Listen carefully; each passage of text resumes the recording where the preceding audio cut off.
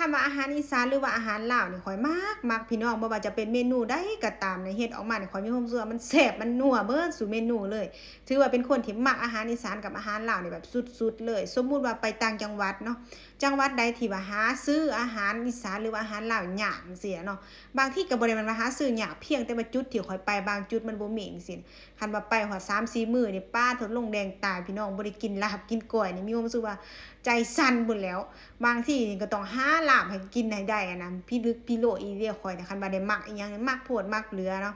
ฝอยมาบักโดนหนึ่งมื้อนี้สิมาเฮ็ดลาบกุ้งกินพี่น้องกุ้งตัวน้อยนี่ซื้อมาเนาะส่วนตัวใหญ่นี่แม่นว่าเอาไว้ให้ลูกค้าซื้อมานี่บ่กล้ากินเด้อันตัวใหญ่นี่ซื้อตัวน้อยมากินแทนบางทีก็งงเจ้าของ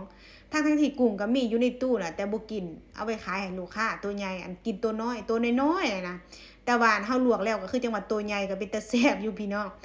หอมเหี่ยมอิหยังที่เฮาซอยเอาลงไปใส่ได้เลยเนาะมื้อนี้ข้อยใส่พริกป่นไปช้อนหนึ่งแล้วก็ข้าวคั่วไปช้อนครึ่งหลังจากนั้นข้อยใส่ผงนัวเข้าไปเนาะผู้ใดบ่มักก็บ่ต้องใส่คือเก่าคือเดิมใส่น้ำปลาน้อยหนึ่งที่เด็ดก็คือน้ำปลาแดกผู้แสงจันทร์นี่ล่ะโฮดลงไปโลดพี่น้องใส่หลายๆโลดมันจังเข้มมันจังเป็นไตวายโอ้ยบ่แม่นเนาะมันจังนัวมันจังนัวบีบมะนาวลงไปหลังจากนั้นก็คลุกเคล้าหรือว่าโคเลให้มันเข้ากันเลยสีสันเป็นตาแซ่บบ่ลาบกุ้งค่ะพี่น้องโดนๆกินเทื่อนึงนี่ถือว่าเลิศเลยเมนูนี้เนาะ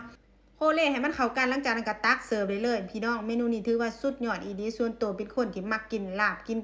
ป่นกินแจ่วอีหยังอยู่แล้วนะก็เลยมีความรู้สึกว่ามันแซ่บเนาะแต่ถ้าผู้ใดบ่มักก็อาจจะมีความรู้สึกว่าบ่เป็นตากินบ่เป็นตาแซ่บแต่ว่าถ้าผู้ใดมักกินอาหารอีสานหรือว่าอาหารลาวอยู่แล้วนี่ข้อยว่ามีหิวตามข้อยนี่แหละแต่ว่าถ้าขี้คร้านเฮ็ดก็มากินนำข้อยเด้อพี่น้องเด้อแซ่บ